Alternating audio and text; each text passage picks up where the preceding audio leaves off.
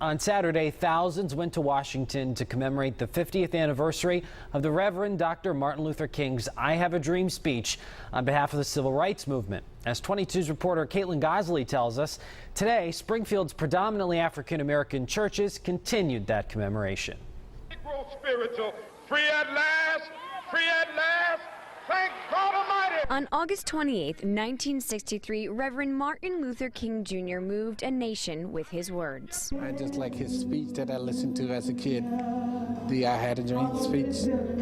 I loved it. Speed up that day when all of God's children, black men and white men, Jews and Gentiles, Protestants and Catholics, will be able to join hands.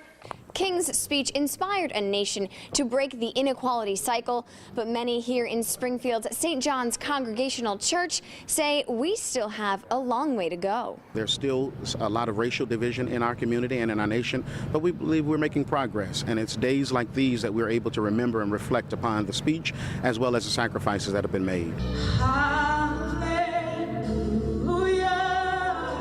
The St. John's Congregational Church used Sunday's services to reflect on a day when an estimated 250,000 people gathered at the Lincoln Memorial in Washington, D.C.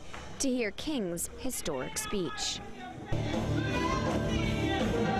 Members of the congregation told 22 News, like King, each individual needs to do their part to continue to progress towards a racially equal community.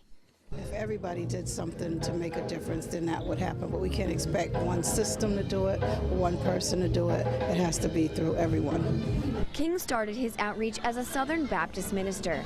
He was considered a leader of the 1950s civil rights movement.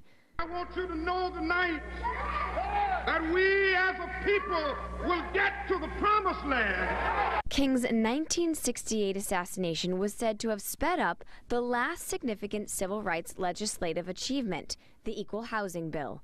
Caitlin Gosley, 22 News.